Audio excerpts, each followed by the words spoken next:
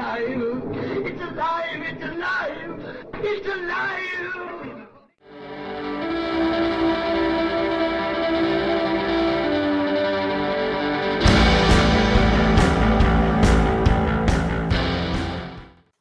Hello and welcome to Alive After Reading. I'm your host, Tim Niederreiter, and with me today is a returning guest to the show, David M. Kelly. Welcome back. Hi, Tim. How are you doing? I'm doing all right. It's been a rough month for me, July, but I think it's been pretty rough the world over, honestly. Lots of people are having trouble out there. It's a hot summer. Let me put it that way. It sure is. I'm originally from England. I've still got family there, and they're getting like 40-degree temperatures, which they are just not prepared for. Yeah, and that's Celsius for those of us in the States. Yes, 40 degrees Celsius is more like 90 to 100 degrees in the States. Yeah. In Fahrenheit. Yep. But not that I need to explain that to people. I think most people understand because most people aren't using the imperial system or a Fahrenheit scale. So, David, what sort of stuff you've been up to lately? I mean, I don't think it's been that long since we've chatted. You sound familiar. Yeah, it was maybe 2-3 months ago. I think we chatted last. Yeah. So since then, I've released the second book in my Logan's World series. So that came out just a few weeks ago. So that continues the story of my space engineer, Logan Two Feathers. And in the first book, his planet, which is like the first habitable exoplanet settled by humans, was invaded by enemy forces, which were also human, but they're called the corporates because they're very much corporate entities rather than just nations. So in the first book, his planet was invaded by those people, and I don't want to give any spoilers sort of thing, but at the end he kind of like gets off the planet, but then he finds out that there are still some people left behind.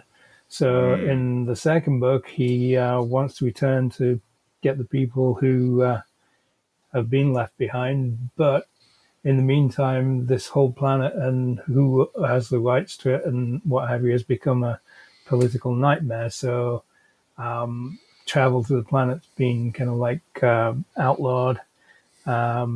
He's kind of like basically being held on Earth, unable to kind of like even get into orbit. And so he has to find his way kind of like out of the sort of like the security forces of Earth and get back into space and somehow find some way of getting back to the planet. So there's a lot of things going on there. Absolutely. I know there are some books, I just recently had, this is probably going to be time shifted, so I think this episode will be the next episode to come out, so look forward to this, people, but one of my friends is another sci-fi author, Paul Cooley, and his Derelict series. It's like it all takes place on one basically big wrecked ship, or at least the first like 2 or 3 books do. I'm like, okay, it's all in one mission too. It's like and it's all in one solar system, right? Or like the Expanse, you know? Yeah. In like the Expanse, like the one solar system's actually really big. Oh, okay. Now you have to go somewhere else outside of it. That's kind of crazy. Yeah, we haven't even tapped kind of like our own solar system's resources Absolutely. yet. So there's so much potential out there. But the idea basically behind my stories is like that habitable planets, although planets themselves are kind of like very common, habitable ones are kind of like few and far between. So this thing is, kind of like a really rare find sort of thing, which is why everybody's squabbling over it. Yes, absolutely. And that's something that's totally, if we ever manage to settle outer space in our timeline, I can't imagine there won't be trouble involved there with politics and stuff. So definitely there will be squabbles. Let's put it that way. Yeah, we kind of like tend to take it everywhere we go as humans, don't we? Yeah, it's kind of a depressing thought. Okay, anyway. But on the other hand, it makes for good stories. Yes, quite. And though it is funny because like I'm a fan of the old Warhammer 40,000 game, Right. and that setting is so vast that it's like, well, yeah, we just drop it on one solar system because it's an entire galaxy, like literally settled mostly by humanity. It's like, okay, this is kind of silly how many people there would be in this setting, and how many planets that are habitable that are there is pretty crazy. And even then, most of the planets are crappy, which I still like. It's like, we can barely live here, so we're gonna eke out a few billion people on this planet. It's like, oh, that sounds like a really bad idea. I guess you're gonna do it anyway, though. Yeah, I mean, I think the idea of planets, it's a little bit kind of localized thinking in some ways. I think in kind of reality, I think the opportunities for sort of like artificial habitats is kind of like, has a lot more potential to it because you don't have to deal with the gravity well of a planet, so kind of like moving things to and from some kind of a habitat is going to be like a lot cheaper than kind of like moving things to and fro between planets, so that's just my thinking. No, that's an interesting thought. And one, I think the late Ian Banks had in his Culture series, he that's a very advanced society, and they view living on planets as kind of being destructive by nature. So they almost all live in space habitats. It's kind of a wild, futuristic worldview. Yeah, I mean, I think it's a very valid sort of point, and I mean, as we kind of like look around at our own world, it's like we can kind of like see the destructive power of humanity, so maybe sometime in the future, it'll become kind of illegal to exploit planets. I don't know. Yeah, I also play around with that in one of my early works that is unpublished currently, but it was basically that the Earth was being reclaimed by humanity in the future. Basically, like, we're going to make it into a big old garden because it's where we originated. We have all this interstellar empire now, so we're just going to make the original homeworld nice again. Basically, we're going to clean it up. But this is like hundreds or thousands of years in the future, so obviously it doesn't bode well for what happens in between. No. On Earth, anyway. So you've got, though it's funny because I say that, but I'm trying to I've got to fight back against writing science fiction for me personally, because I am so scattered when it comes to genre. Do you have an easy time sticking to one genre, or do you wander? All of the books I've written so far have been science fiction. Most of them are kind of somewhat hard science fiction. They're based on sort of at least things that are, kind of somewhat realistic. Apart from one series I've got, which is just kind of like for laughs. And I've got ideas for sort of like books outside science fiction, the science fiction genre. But to be honest, I have so much fun writing the science fiction that the other one's kind of like, I'll get to that someday. Yeah, nice. Well, this is good it's good to like where you are. The sort of stuff you're writing now. It's good to enjoy it. Yeah, I mean, I'm kind of like a long time sort of science fiction nut since I was like very young. So that was always kind of like the sort of like the ultimate sort of like adventures. So it just felt natural to write something in that genre, and I enjoy doing it, so I just keep knocking them out, Yeah. It's how many do you have out there now? Yeah. This is my 7th novel. Nice. That's a good chunk of books you got there. healthy, reasonable number.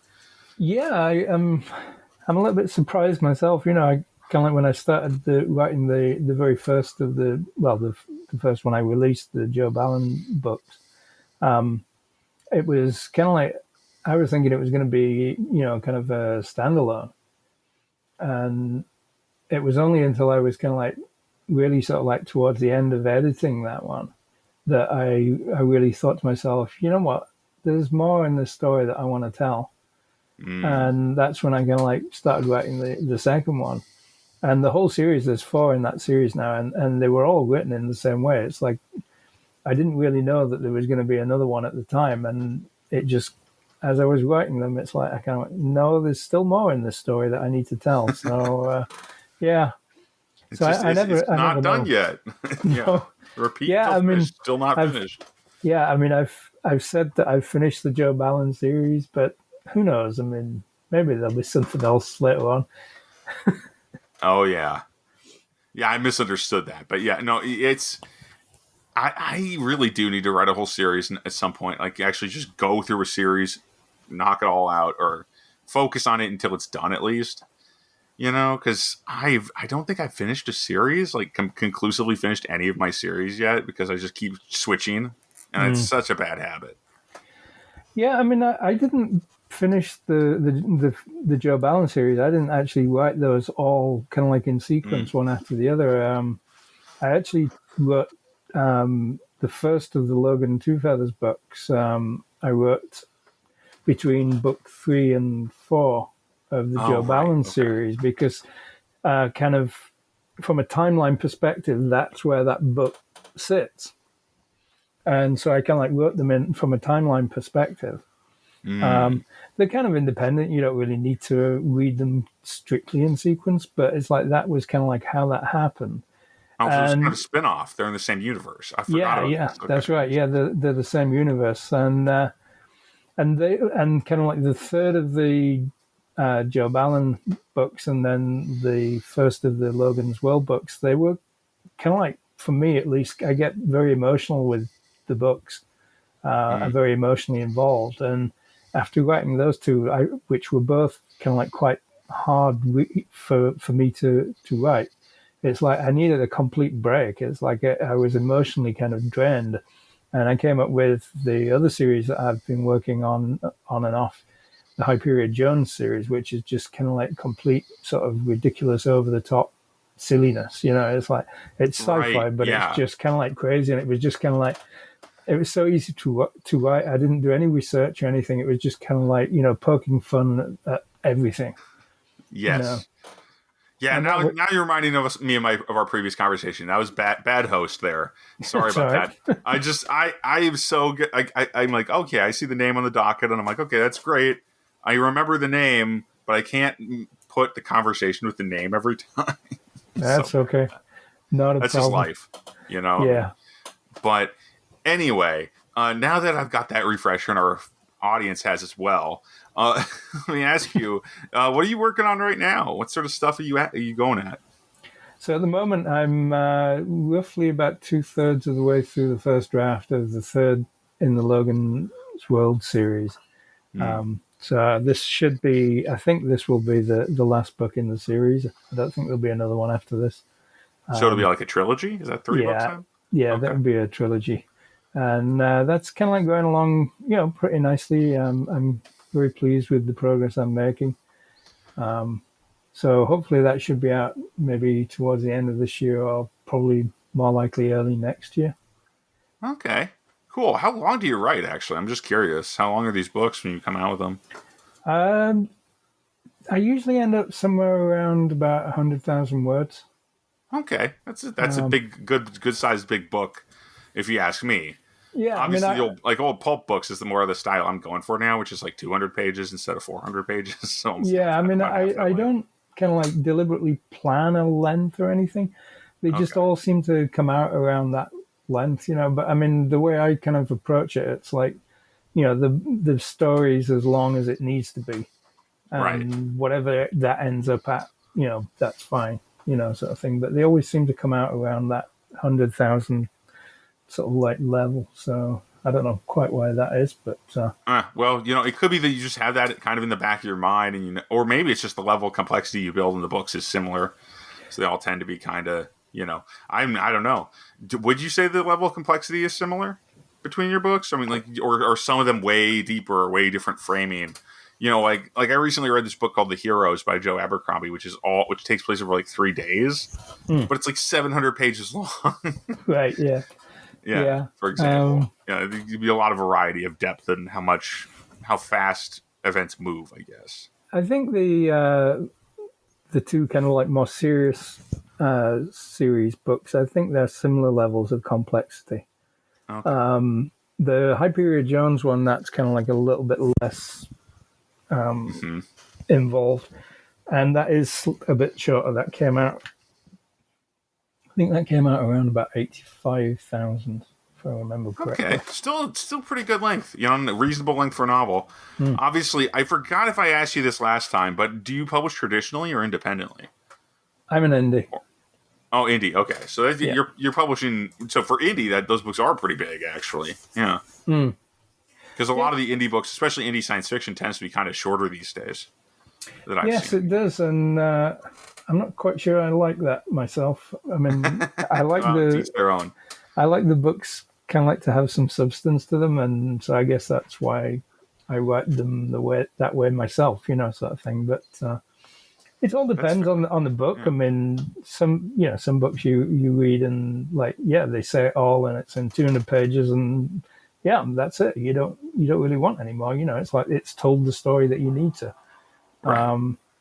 But I tend to like things that are a little bit more involved, I guess. So That's fair. I mean, and when you're telling scenes like we do these days, in the kind of the modern way of doing scenes that most people do in fiction now, is much more word intensive than say what Roger Zelazny used to do, right, back in the 70s or whatever. yeah, Because for sure. like Zelazny's Nine Princes and Amber, one of my favorite books, is 220 pages or whatever, and maybe 250, but the events move so fast in that it doesn't feel like you're missing anything because Zelazny was pretty frankly a genius, but it's so fast paced that it's still you're rushing, you're getting huge amounts of events compared to the amount of pages you're per book in the book.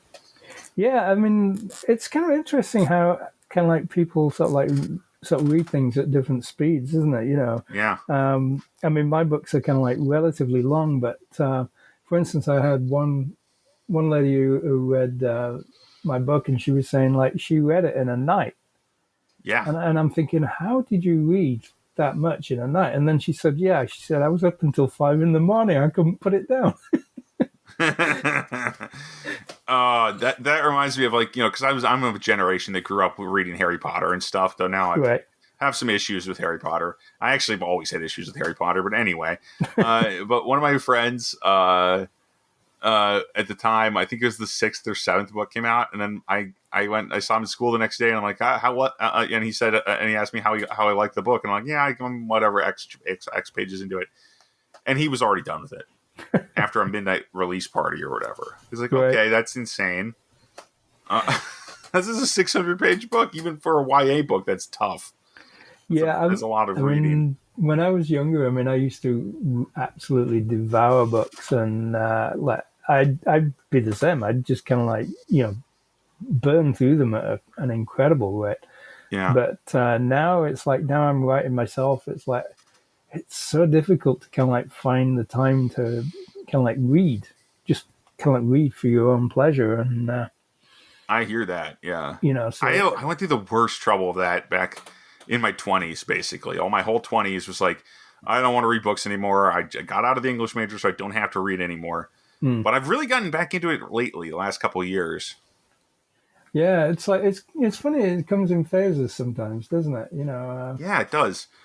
I think it's partially because I just got more comfortable with stuff, and I'm like, oh yeah, the book doesn't have to be perfect for me to enjoy it. That's one thing, because I am a very picky reader and have been for quite a while. Yeah, same here. Yeah, but I'm like, wait a minute. Even if the book's bad, I can enjoy it. Like if I think the book is like the story is annoying or there's something wrong with it, I can still enjoy the book.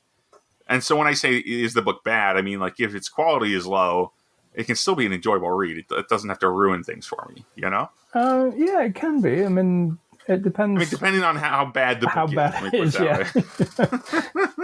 It's like good. Movies. I mean, like some movies are kind of like, so bad that they become good, sort of thing. Yeah, but, absolutely. But, it can go the other way. Are The Room. Others are The Room, and people only watch them because they suck so much. Yeah. They're famous for it. For sure. Well, David, I guess I am curious as to well, I mean, obviously you said you have trouble reading. Have you managed to read anything lately? Any fiction, especially? Yeah, I'm kind of actually trying to catch up on The Expanse. I've been watching the TV show. I've been catching up on that lately. I've been kind of like watching the TV show kind of like sort of like on and off. And it just kind of like reminded me that I'd never actually kind of like read the books, and I thought, damn, I need to kind of like, kind of like correct that, because like, these are kind of like quite significant books. So I've like started reading the Expanse books, and very much enjoying them. There's some bits that kind of okay. Now, there's some stuff, especially early on, I couldn't. Yeah, I wouldn't have done that sort of thing, but hey, it's like, but they're good books, and they're very well written and very well put together for sure. I agree with that, definitely. And my assessment of, because I really enjoyed the story, I have a little bit of a problem with that first book. But hey, I had the same problem with George R. R. Martin, which makes sense because one of the James S.A. Corey guys was one of his assistants back in the day. Right, yeah. And I forget which one, but I think it's funny that I kind of had this. I put down a Game of Thrones, same kind of spot that I had really trouble with the Leviathan Wakes, which is like, wow, this is really kind of an unpleasant story. I'm just going to set this down for now, like 100 pages in. And then I never got back to at least the Game of Thrones. So I did watch the TV show and got disappointed, as most people did, with the final few seasons. Oh well. But I could rail about that forever, as it was my shtick a year or so ago. Right. And then the other thing I read recently was Jeffrey Carver's Starrigger. What? Jeffrey Carver's Starrigger books. Okay. That's another one. That's quite old, but somehow when it was kind of like new, I managed to miss that one. So I kind of like thought, yeah, I think I saw it on offer, and I thought, yeah, okay, I'll pick that up. I haven't read that one, and so I've been going through that as well, and that's very entertaining. I'm enjoying that very much.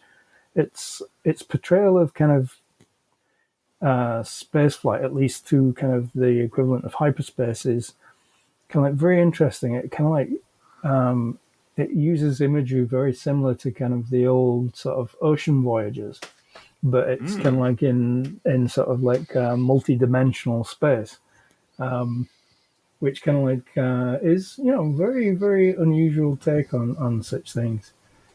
So and the story is actually very, very kind of like dynamic, very interesting, and some good characterization. So yeah, I'm interested. I'm kind of like partway through that. I'm interested to see how that's going to turn out in the end. Huh. Cool. How many books is that series? Do you know? Without looking, I'm not sure. I think there was 3 or 4. Okay. So I was imagining like was it like the Lensman series, like some of these older books that I know in science fiction, they're like really long series. Yeah. or John Carter, that kind of thing. Yeah, I'm not sure exactly how many Jeffrey wrote on that particular series, but I think it's about 3 or 4, maybe a few more. That's a manageable amount of books. I'm 4 books into the Elric series. I have to start book 5 soon. The Michael Moorcock Elric books. Oh, okay, yeah. I'm reading those for the first time this year, and I read the first 4 over the past like 6 months. But yeah, no, I really enjoy these. They're way up my alley. So and they really influenced a lot of the stuff I grew up with. So it's kind of weird. It's like, oh wait, is that where this trope came from? That's kind of crazy. So that it's an interesting exploration, and it has been this whole time. Yeah, he did an awful lot of different a lot of different series, didn't he? Absolutely. He had a bunch of different stuff. Yeah. He did a lot of stuff which was kind of like much more kind of like straight sci-fi, and then he also did a lot and of... there's the time travel books, like Behold the Man, stuff like that. And the fantasy stuff as well. You know, he was very, very much kind of like a broad writer, you know. Yeah. I mean, I guess he's enjoying his well-earned retirement now down in Texas, from what I understand. But anyway, not to dox him or in any way, Texas is an enormous state, so it's not really helpful to anyone to find. That's looking for a needle in a needle stack, trying to find a writer in Texas. Anyway. I don't think you'll be too worried. No, I don't think so. Yeah. Anyway, David, it's been great chatting with you. Yeah, you too. Thanks for having me. Oh, it's been fun. Tell listeners where they can find your books and remind them what the series are called again. So you can find my books at pretty much all online retailers. You can also find information about them on my website, davidmkelly.com. The 3 series I've got is, the first one is the Joe Ballon series, which is kind of near-future sci-fi noir thrillers, which starts off on Earth and then moves out into kind of like space. The second series is the Logan Two Feathers series, which, as I said, is set on the first habitable exoplanet. And that's kind of like got a little bit more of a military bent, but not hardcore military. And then the third one is my sci-fi kind of humor series, which is Hyperia Jones, which is about a female septopoid who's a pro wrestler by day and an interstellar jewel thief by night. I remember laughing at that premise the first time I heard it. That's such a good idea. Such a funny one to summarize in that way. Yeah. Well, it's been great having you on. As for this podcast, you can find my books on Amazon.com, and as for the show, you can find it at mentalcellarpublications.com, or I'm hosted by Libsyn. You can find, I'm sure there's an RSS feed out there for those of you who are interested in such things that Libsyn hosts. Maybe I'll try to link it. It's kind of tricky. But yeah, thanks for listening, everybody. And stay safe out there. Stay cool if you can. It's still summer, and it's a dangerous time. Just like every time, I guess, now in the place I live. But anyway, have a good one, folks. And I'll talk to you later. Bye-bye.